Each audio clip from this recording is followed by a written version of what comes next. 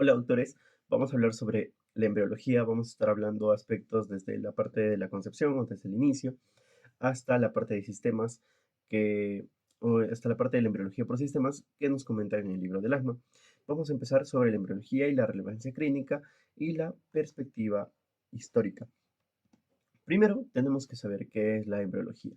Cuando nosotros hablamos sobre qué es la embriología, vamos a hablar que va a iniciar desde la unión de dos células o de dos gametos, que va a ser el gameto masculino como el gameto femenino, que van a formar, estos dos gametos van a formar una célula. Esta célula se va a ir dividiendo poco a poco hasta que llegue de una sola célula hasta un neonato de 9 meses. Pues va a ser un proceso de desarrollo que va a representar una integración impresionante, que van a haber muchos fenómenos cada vez un poco más complejos, en los cuales unidos o todo este sistema o todo este fenómeno de complejos se le va a denominar como embriología, al estudio de todos estos fenómenos que van a ir pasando poco a poco desde que se da la concepción hasta que salga un neonato hasta que salga o hasta que nazca, perdón, un neonato de 9 meses. Esta, cuando nosotros hablamos de embriología o este sistema que va a ir de una célula hasta 9 meses, va a estar regulado o va a abarcar factores moleculares, factores celulares y factores estructurales.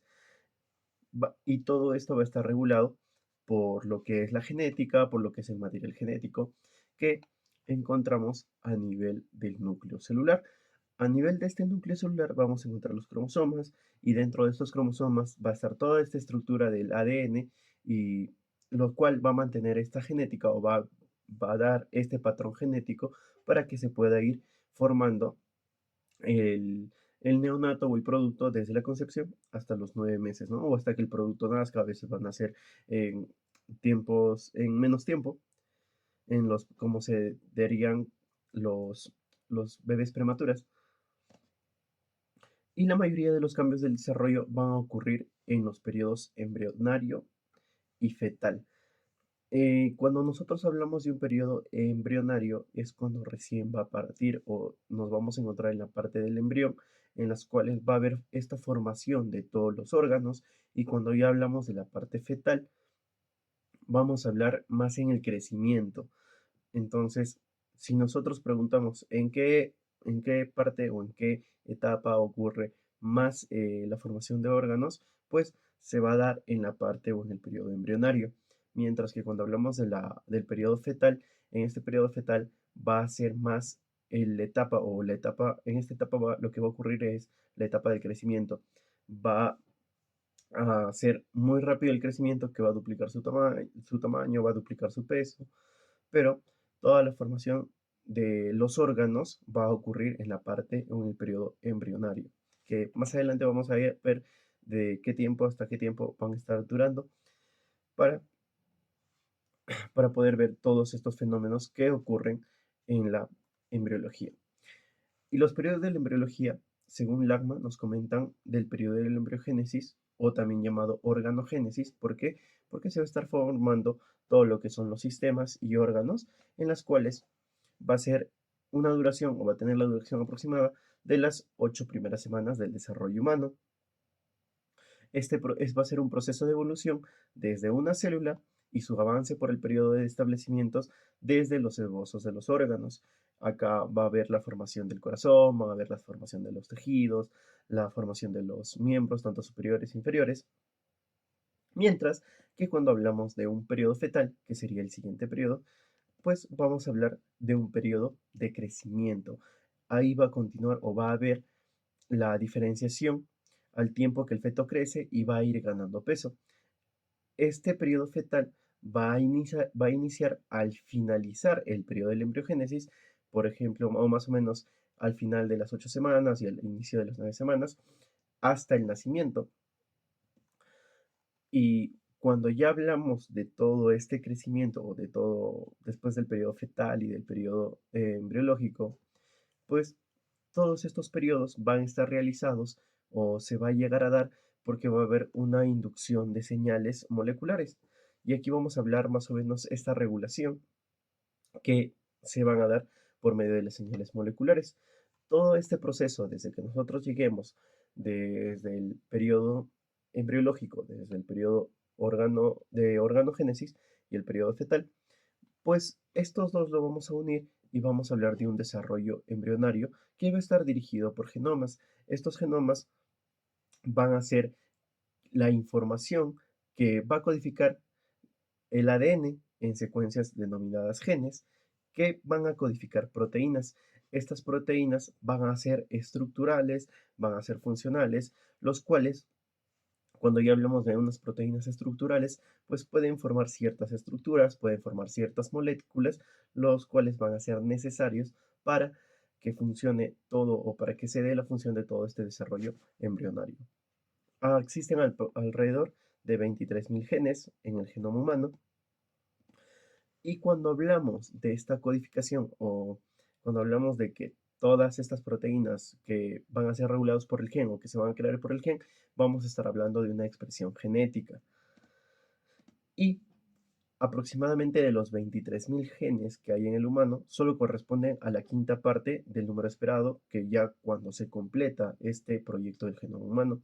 Es más, el número de genes que nosotros tenemos son, o se podría decir que van a formar 5 veces más la cantidad de proteínas que ellos son. Eso quiere decir, si tenemos un alrededor de 23.000 genes, pues 5 veces más se van a formar las proteínas. Y esta transcripción genética, cuando nosotros hablamos, pues primero tenemos que conocer un poco más sobre este ADN. Dentro del libro de Lachman o dentro de lo que lo estaban estudiando, vamos a ver que toda esta combinación de ADN, de complejos de histonas, de enlaces de ADN, pues van a formar la cromatina, siendo su unidad básica estructural el nucleosoma. Si podemos o nos damos cuenta acá, el nucleosoma va a ser un agregado de un agregado, o bueno, acá nos comenta, ¿no? Que cada nucleosoma va a estar compuesto por un octámero de proteínas de histonas y alrededor de 140 pares de bases de ADN. Este nucleosoma, como podemos ver en la imagen, es un complejo de histonas que van a ser proteínas y van a estar unidas. Acá de verdecito tenemos el ADN, que van a estar unidos tanto por ADN de enlace y también por proteínas que van a estar unidos, que van a ser las histonas. Y en cada nucleosoma vamos a encontrar aproximadamente 140 pares de bases de ADN. Cuando esta cromatina está inactivo, o sea, no se desenrolla, lo vamos a conocer como heterocromatina. ¿Y qué quiere decir la heterocromatina? Quiere decir que no se está cumpliendo este o no se ha desenrollado este nucleosoma para que pueda crearse proteínas. ¿Por qué? Porque este nucleosoma, o perdón, esta cromatina se tiene que desenrollar y al momento de desenrollarse estamos hablando de que se está activando. Entonces, cuando se activa, va a venir el ARN, el cual va a cumplir, como que va a copiar todo lo que tiene que construir de proteínas. Entonces, solo el ARN se va a poder enlazar o se va a poder adherir al ADN para que pueda formar proteínas o pueda, o todo lo que este sistema de ADN mande, solo va a ocurrir cuando se active esta cromatina. Sin embargo, en estado inactivo lo vamos a denominar heterocromatina. Pero cuando ya se desenrolla para que se pueda crear ciertas moléculas o ciertas proteínas, vamos a hablar de un desenrollamiento de la cromatina que se va a conocer como eucromatina. Entonces, la heterocromatina es cuando está inactiva o cuando está enrollado esta cromatina. Eso es la heterocromatina. Pero cuando nosotros hablamos de una eucromatina, es cuando este nucleosoma o esta cromatina empieza a desenrollarse para que pueda producir nuevas proteínas o para que pueda expresarse este material genético. Entonces, ahí ya lo vamos a conocer como eucromatina. Entonces, diferencia entre heterocromatina y eucromatina. La heterocromatina es un ADN inactivo y la eucromatina ya es un ADN activo o que se está desarrollando. En otras palabras, heterocromatina ADN desenrollado, sigue en bolita, como si fuese un ovillo, pero ya la heterocromatina es cuando se está desenrollando, cuando empieza a desarrollar todo este hilo de esta bolita, entonces ya no va a ser una bolita, sino que va a estar todo por aquí y por allá, por decirlo así, ¿no? Para que pueda ser leído por el ARN, ahí es eucromatina. Entonces, heterocromatina es inactivo y eucromatina es activo. Y aquí vamos a hablar un poco sobre la introducción a la regulación de la señalización molecular. Pues este es un ADN, o perdón, un material genético común, ¿no? O lo que es un prototipo del material genético. Y pues como cada parte, perdón, como cada gen o como parte molécula del gen van a tener ciertas estructuras, los cuales los van a llevar a todo este proceso para que se dé la expresión genética. O sea, para que el ARN venga, lo lea y se dé la formación de una proteína o se dé la formación de una molécula. Entonces, primero vamos a hablar sobre una región promotora. Esta región promotora tiene la función de que se une a la polimerasa del ARN para que así se pueda dar el inicio de la transcripción. Sin esta región promotora no se podría dar el inicio a la transcripción y también no se podría unir el, al ARN. Entonces, gracias a esta región promotora, el ARN se junta a este material genético. Después, dentro de esta región promotora vamos a encontrar la caja tata. Y la caja tata es muy importante porque es el sitio exacto donde se une la polimerasa del ARN. Aparte que este sitio de la polimerasa, para que se pueda unir, necesita de factores de transcripción. Estos factores de transcripción, sin estos factores de transcripción, no se podría unir. Sería como una llave, ¿no? Si esta llave da, o esta llave es como que se adapta a esta caja tata, pues va a dar un inicio a la transcripción. Pero sin embargo, si esta llave no se puede adaptar o esta llave no es la adecuada, pues no se va a dar este inicio a la transcripción. Acá podemos ver que ahí tenemos la caja tata y hay un complejo proteico del factor de transcripción, que gracias a esos factores proteicos se pueden unir. Si no tienen estos factores proteicos de transcripción, no se van a poder unir a este material genético o a esta cadena de ADN y no se va a dar o no se va a poder dar la expresión genética.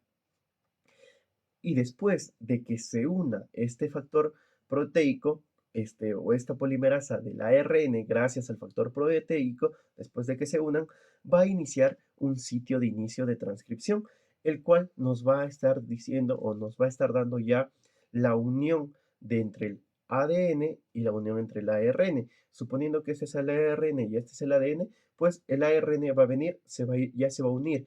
Cuando se une es el inicio del sitio de transcripción. Entonces se empieza a unir y se va a empezar a unir todo. Perdón, si la polimerasa del ARN se une a la caja tata por medio de un complejo proteico del factor de transcripción, se unen, es donde va a empezar el sitio o el sitio de inicio de la transcripción. Va a empezar a unirse, para que así el ARN pueda leer todo lo que el ADN necesita formar o todo lo que este material genético necesita formar. Entonces ahí se une y después recién se va a dar la transcripción de todo lo que está mandando este ADN, ¿no? ¿Y quién lo va a realizar? El ARN. Después vamos a ver que no solo va a tener una región promotora, sino que también va a tener exones. Vamos a tener los exones y los intrones. Pero cuando hablamos de los exones pueden transcribir proteínas o estas se van a convertir en las proteínas de los cuales está ordenando este ADN, ¿no? Este exón es el que se va a convertir en las proteínas. Y ya nos vamos a adelantar un poco y nosotros podemos ver que acá hay un exón 1, un exón 2, un exón 3 y un exón 4. Esto nos quiere decir que un material genético o una cadena de ADN no solo nos va a formar una proteína, sino como vemos, este exón 1 se puede formar en una proteína, el exón 2 en otra proteína, el exón 3 en otra y el exón 4 en otra proteína. Esto nos quiere decir que una cadena o un material genético no solo va a crear una proteína, sino que puede formar muchas proteínas a la misma vez. Si nosotros nos vamos dando cuenta, se va a unir y primero va a formar el exón 1 o la proteína 1, después el exón 2, o proteína 2, después selección 3 o proteína 3 y por último selección 4 proteína 4.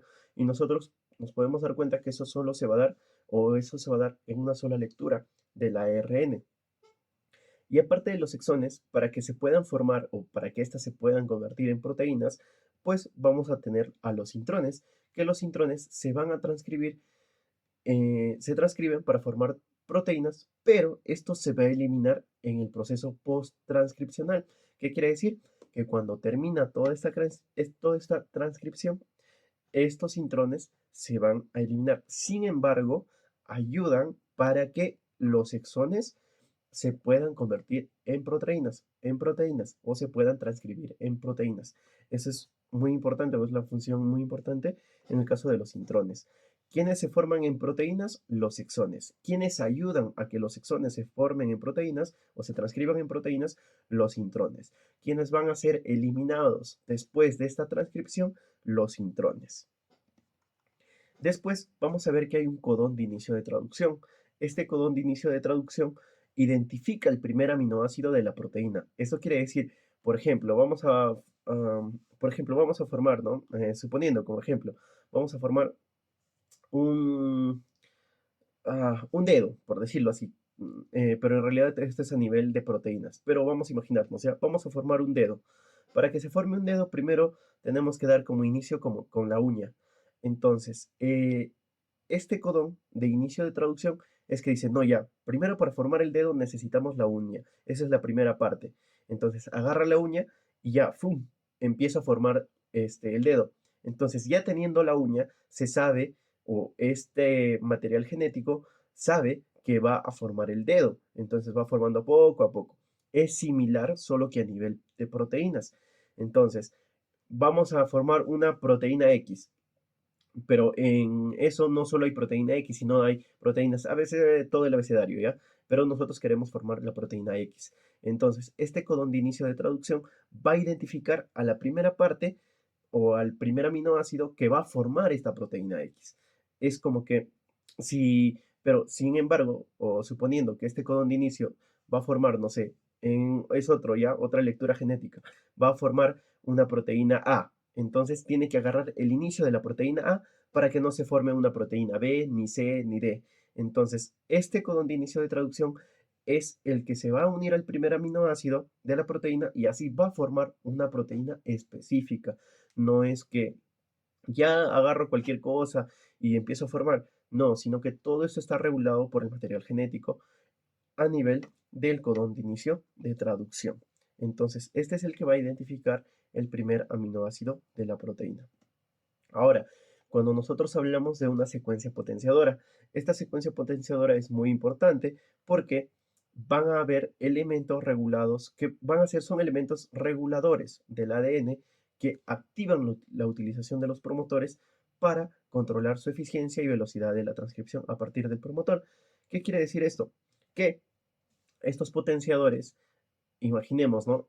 Si esta formación de la proteína que se ha dado en el codón de inicio se va a formar, por ejemplo, en 3 días, gracias a esta secuencia potenciadora, esta proteína ya no se va a formar en 3 días o ya no se va a tener que formar en 3 días, sino lo va a hacer en un día o lo puede hacer en mediodía.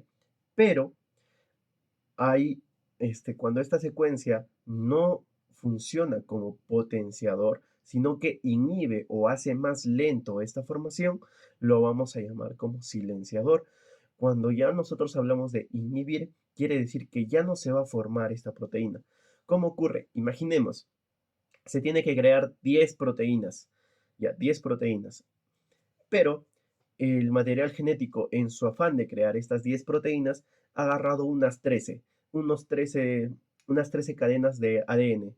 Entonces, estas 13 cadenas van a empezar otra vez, va a venir a la región promotora, va a venir al codón de inicio de traducción y van a empezar a formar estas proteínas. Pero esta secuencia potenciadora dice, un momentito, acá yo ya tengo a 10 cadenas de ADN de las cuales me están diciendo ya forma rápido, de lo que se va a formar en 3 días, yo ya lo estoy formando en medio día o en un día, pero ya tengo tres, y acá hay tres que están excediendo, y esos tres ya no los quiero utilizar, entonces esta secuencia ya no va a tener la función de potenciadora, sino de silenciador, ya agarró estos 10, ya se está formando, y estos 3, ¿qué hace? Lo silencia. ¿Por qué? Porque no lo necesita, o simplemente esta cadena, o esta célula no necesita 13, sino solo necesita 10. ¿Y qué es lo que tiene que hacer? Tiene que silenciar a 3, pero sí potencia a los otros 10 para que se pueda formar con normalidad o para que se forme más rápido. Pero, sin embargo, silencia a los otros 3 que van a estar en exceso. Después vamos a ver por último a la región 3 no traducida, la cual va a tener una terminación de la traducción. Esa parte de color celeste ya nos indica la parte final de esta traducción, pero va a estar agregado a esta un sitio de adición de la cola poli, de la cola poli A, que es muy importante porque esta cola poli A nos ayuda a estabilizar el ARN mensajero y también le va a permitir salir del núcleo y luego para que ésta pueda ser traducida en una proteína. Esto va a ser dentro de la célula. Este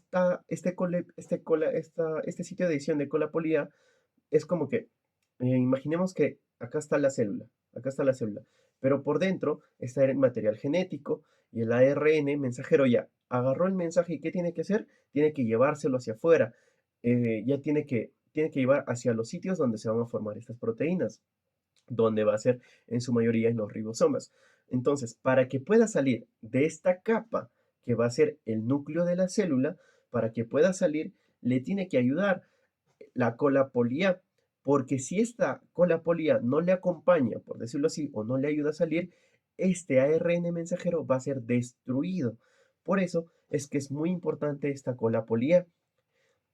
Y aparte que le permite salir, ayuda a estabilizar este ARN mensajero. Imaginemos que esta cola polía funciona o tiene una función parecida como que si los pegara, si los adhiriera entre ellos al ARN mensajero. Y sin esta cola polía, pues se destrozaría, se quedaría por partes, saldría una partecita o tal vez no saldría. Así que gracias a esta cola polía puede este ARN mensajero estabilizarse para que salga completo y también le permite salir de lo que es del núcleo de la célula, para que se pueda formar esta proteína, ¿no? Para que se pueda dar la expresión genética. Y para que así, al final o la parte final, vamos a tener un sitio de terminación de la transcripción, donde ya se terminó esta transcripción y se va a llegar a formar específicamente en el ribosoma o en la organela del ribosoma estas proteínas, ¿no? Pero ya salió de aquí este ARN mensajero. Ahora, eh, todo y una pregunta, todos estos sitios, este codón, esta secuencia, esta terminación de traducción, ¿están específicamente en los mismos lugares? No, pero siempre la región promotora va a estar al inicio y siempre va a tener su caja tata y después le va a iniciar el codón de inicio de traducción, que es el que va a dar inicio para esta formación de la proteína. ¿Ya? Esta secuencia potenciadora se puede encontrar en la parte inicial, en la parte del medio, en la parte final. No es tan relevante su lugar, porque igual va a tener la misma función, ¿ya? Es como que si de alguien de lejos le gritaría, va, avanza, avanza, tú puedes, construye, construye. O es como que si le mandara más personas, ¿no? Por ejemplo, ¿no? Está en la parte final, ya, igual le manda, personas no, sino que le manda más constructores para que para que se formen estas proteínas. Entonces los manda, igual van a poder formar. Si se encuentra al inicio, igual los manda, o igual les dice, vamos, vamos, tú puedes, construye, construye, construye esta proteína. Entonces, esta secuencia potenciadora puede estar al inicio, al final, en medio, no tiene un orden específico y tampoco cuando hablamos de una secuencia silenciadora, igual puede estar al inicio, al medio o en la parte final. Y sin embargo, ya la terminación de la traducción sí lo vamos a encontrar en la parte final con su cola poli del sitio A y al final de esta cadena o al final de este ADN lo vamos a llamar como sitio de terminación de la transcripción.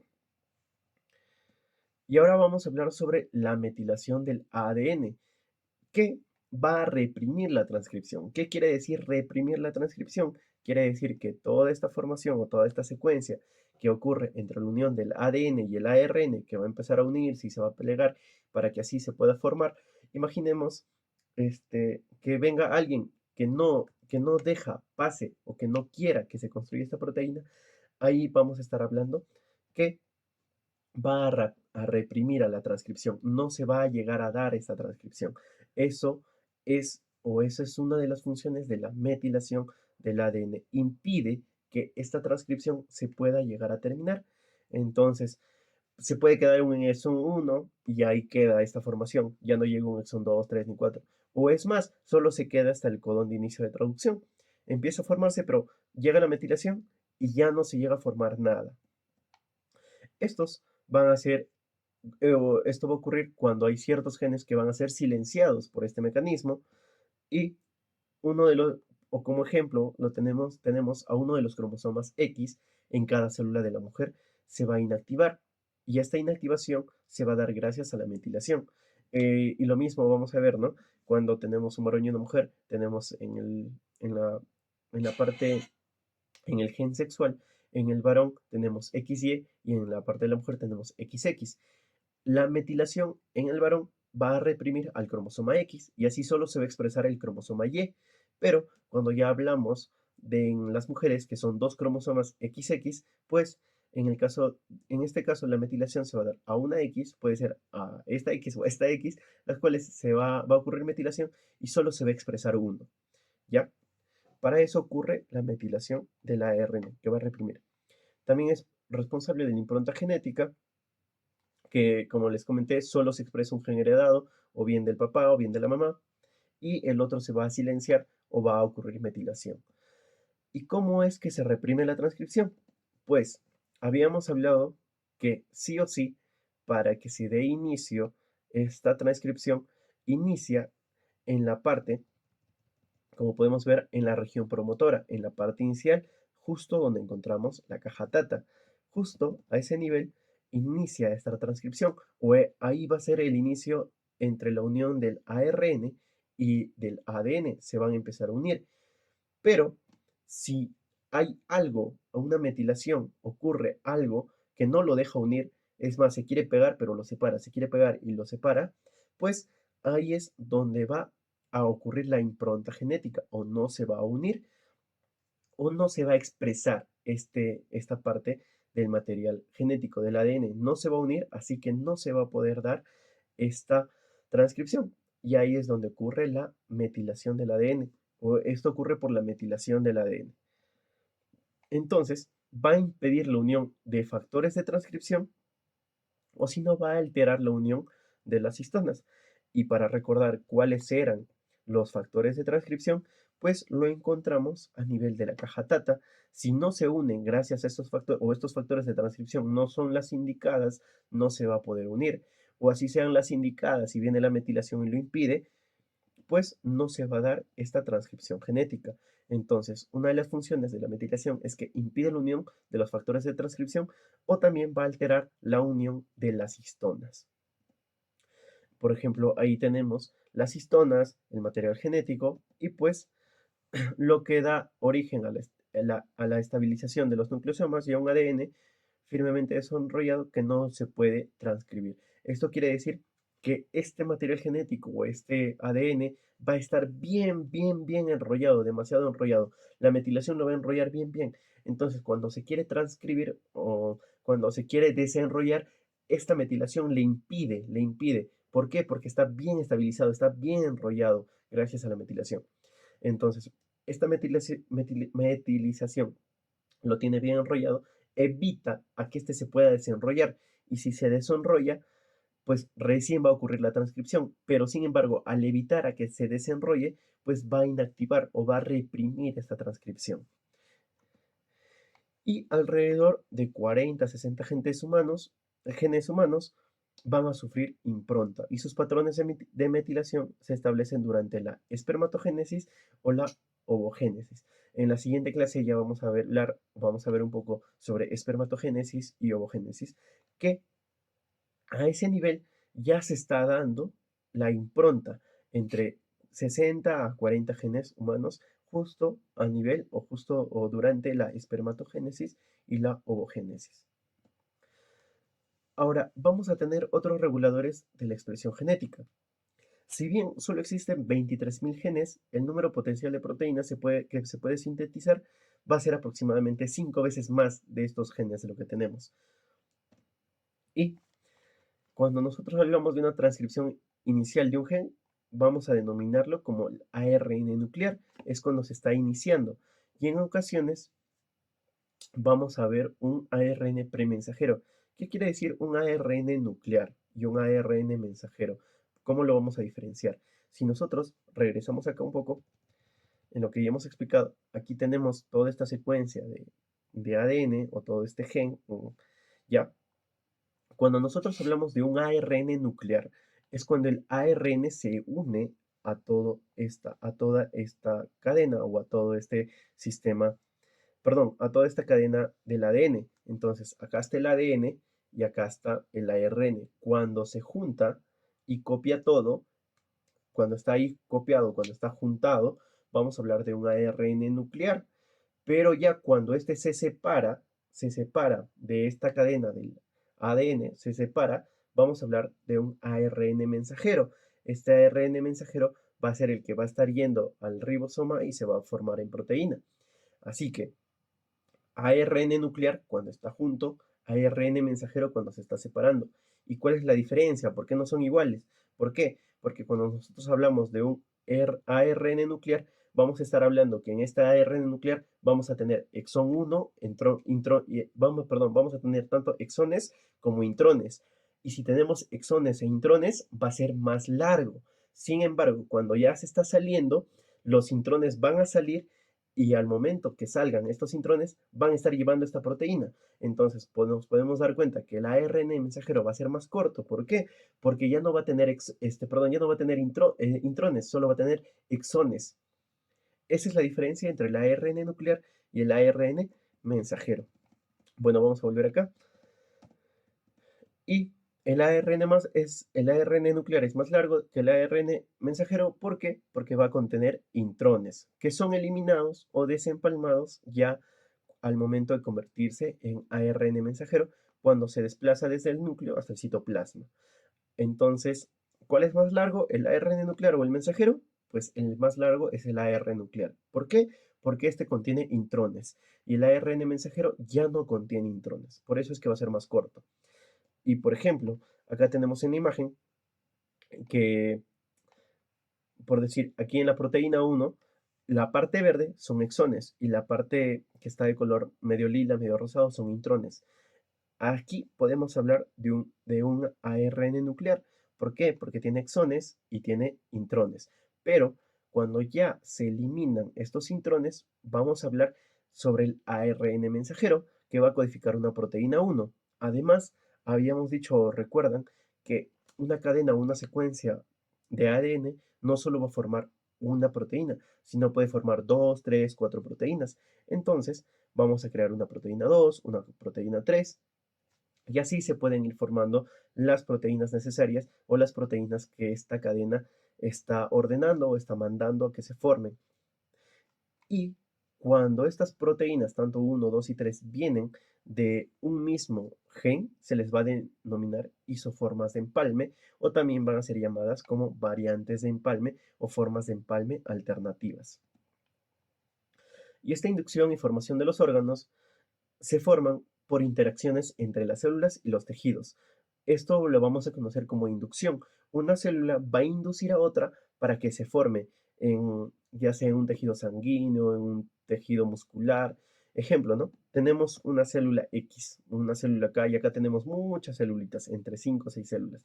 Entonces, esta célula es el que va a inducir. Oye, ya, tú fórmate en sangre, tú fórmate en músculo, tú fórmate en grasa. Ejemplo, ¿no? Es como ejemplo, ya. Entonces, esta inducción que va a dar una célula hacia las otras va a ser muy importante. ¿Por qué? Porque gracias a esa inducción se van a formar ciertos tejidos, ciertos órganos. Y si no ocurriría esta inducción, pues no se llegaría a formar todo esto, ¿no? Y ahí es donde viene, o cuando hay un daño, o cuando se confunde, ¿no? O ya tú te tienes que formar en tal cosa, pero en realidad eso no era. Entonces ahí ya vienen las malformaciones congénitas o las enfermedades que van a ocurrir en este proceso, ¿no? Entonces, en cada interacción, un tipo de célula o tejido es el inductor. El que induce va a ser el inductor, pero el que responde la señal se le va a llamar como el que ha sido inducido, ¿no? Y la capacidad de respuesta, por ejemplo, si esta célula ya la han inducido y es una célula que sí forma bien lo que se le ha ordenado, entonces se le va a decir que tiene una buena competencia o alta competencia. Entonces, la capacidad de responder esta inducción se va a denominar competencia. Puede haber competencias altas y pueden haber competencias bajas, o pueden haber buenas competencias o pueden haber malas competencias. Cuando es una buena competencia, se va a formar con normalidad, pero cuando es una mala competencia o cuando no tiene competencia, pues no se va a llegar a formar este órgano o este tejido, el cual está siendo, al cual está siendo inducido. Entonces,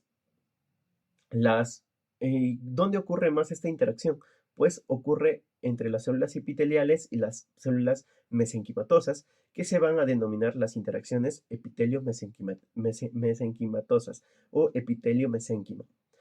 ¿Y cómo ocurre? Pues acá vemos que el mesénquima y el epitelio hay una interacción. Entre las flechitas están habiendo una interacción, el cual está habiendo una inducción que está dando por parte del inductor, y el otro va a ser el receptor, el que está recepcionando toda esta inducción que le están dando, ¿no? A ver si se forma o no se forma, y si tiene la capacidad para así formar ese órgano o ese tejido, estamos hablando de una buena competencia. Pero si no se llega a formar y no hace caso a esta señal de inducción, pues vamos a decir que no tiene competencia o no tiene buena competencia para ser inducido. Si bien una señal inicial del inductor al elemento de respuesta da inicio al evento inductivo, la intercomunicación tiene que ser entre ambos, tanto entre el inductor y el receptor, y como el receptor y el inductor. Una vez que se da la señal, los dos interactúan. Es como si estarían conversando duro, duro, duro, siguen conversando, siguen practicando, o le está enseñando para cómo se va a formar en este tejido. Y gracias a esto va a ocurrir la diferencia, para que va a ser o se va a dar esta diferenciación. Si, por ejemplo, imaginemos, ¿no?, que esta comunicación o solo se da un apego y no hay comunicación, pues no va a haber una buena formación o no va a haber una buena inducción. Pero si esta célula está aquí y la otra célula, la inductora está acá y el receptor está acá, y siguen interactuando, pues sí va a haber una buena formación del tejido o del órgano al cual se esté induciendo. Y esta capacidad de que se pueda expresar o de que pueda ser inducido se le va a llamar competencia. Y ahora vamos a hablar sobre la señalización celular, porque gracias a estas señalizaciones se van a dar las inducciones, ¿no? Va a haber estas líneas que hemos visto acá, o estas flechitas entre naranja y celeste, van a ser líneas que van a establecer esta comunicación o esta interactuación. Y estas interacciones se van a dar por medio de interacciones paracrinas o bien por interacciones yuxtacrinas. Cuando nosotros hablamos de interacciones paracrinas, estamos diciendo que una célula, acá tenemos una célula y acá tenemos 1, 2, 3, 4 células. Entonces, van a ser sus vecinos estas células. Entonces, la interacción paracrina quiere decir que este va a secretar cierta hormona, que van a ser hormonas locales, que va a afectar a esta vecina, a la otra vecina, y a la otra vecina, y a la otra vecina. Eso es cuando hablamos de una interacción paracrina. Y recordar que en la interacción paracrina nunca se van a unir las células, no se juntan, sino que les llega por medio de que esta célula va a secretar hormonas a nivel intersticial, perdón, secreta las hormonas a nivel intersticial, y estas hormonas les llega a sus células vecinas, a sus tejidos vecinos. Pero cuando ya hablamos de una interacción yuxtacrina, sí o sí se necesita la unión de las dos células. Esta es la célula inductora y esta es la receptora. Entonces, para que haya una comunicación, una interacción yuxtacrina, se tienen que unir o se enlazan por medios de unas membranas de enlace o membranas de hendidura de enlace, que es parecido así. Imaginemos que acá está viniendo una célula y acá la otra, entonces viene así y por medio de hendiduras, de membranas de hendiduras, se enlazan. Y esa es una interacción yuxtacrina. Vemos que hay contacto, por decirlo así, entre una célula y otra para que se dé esta comunicación yuxtacrina. Y eso es la diferencia entre la paracrina y la yuxtacrina. En términos más fáciles, cuando hablamos de una comunicación paracrina y una yuxtacrina, es que la paracrina no se juntan, solo le envía por medio de hormonas, no se llegan a juntar las células, pero cuando ya hablamos de una interacción yuxtacrina, los dos se llegan a unir, las dos células se llegan a juntar. Ya, entonces esa es la diferencia entre entre la interacción paracrina y la interacción yuxtacrina. Y estos van a tener factores que van a ser factores de señalización, como van a ser los factores de crecimiento de fibroblastos, las proteínas de Hedgehog, las proteínas WNT, la superfamilia de los factores de crecimiento de fibroblastos, la serotonina, el ácido gamma aminobutírico, también la adrenalina y la noradrenalina, los vamos a tener en los factores de señalización paracrina, o van a ser los que van a cumplir la función de interacción paracrina, mientras que las que tenemos en la interacción yuxtacrina va a ser la vía de Notch, vamos a tener a los proteoglucanos, a las glucoproteínas y también a las uniones GAP, uniones en hendidura o uniones comunicante que vamos a poder ver en las interacciones. Y van a haber vías claves para el desarrollo, que tenemos el Sonic Hedgehog, que es el gen maestro de la embriogénesis. ¿Por qué?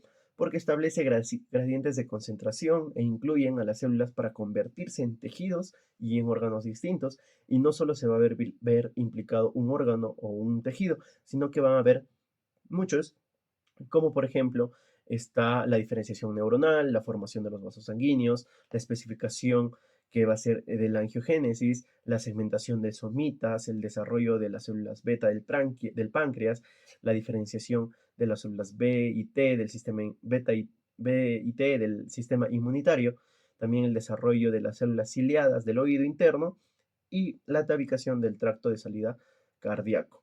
Entonces, si vemos que hay un daño o una alteración a nivel de este Sonic Hedgehog, pues puede haber un daño a nivel neuronal, un daño a nivel de los vasos sanguíneos, un daño a nivel del páncreas, que puede inducir incluso también una diabetes, si hay un mal desarrollo, ¿no? O también pueden haber anormalidades justo a cada nivel o en cada órgano que ellos van a ir formando.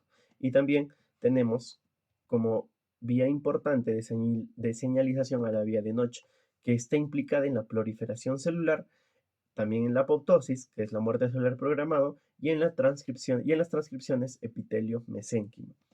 Por decir, esta va a estar implicado en el desarrollo de la vasculatura, en la formación del eje izquierda-derecha, que puede, si hay un daño a nivel de esta vía de Notch o hay una mala señalización, pues puede ocurrir dextrocardio, una, una alteración en el cual los órganos nacen o se forman del lado contrario, no es que nacen, es forman, disculpen por la expresión, va a ser la formación del lado contrario. Eso quiere decir que tu corazón ya no va a estar mirando hacia la izquierda, sino va a estar mirando hacia la derecha. También tiene que ver en la línea media, en el cerebelo, en los patrones neurales, en las extremidades, los patrones del músculo liso, el corazón, el intestino, faringe, y prácticamente estas dos vías de señalización abarcan en su mayoría, o se podría decir, abarcan muchos tejidos y órganos, y es por eso que son claves para el desarrollo. Eso sería todo por hoy. Ya vamos a ir viendo más clases hacia adelante en las siguientes semanas. Y si tienen alguna duda o consulta, no olviden dejarlo en los comentarios o me pueden escribir. Hasta luego, doctores.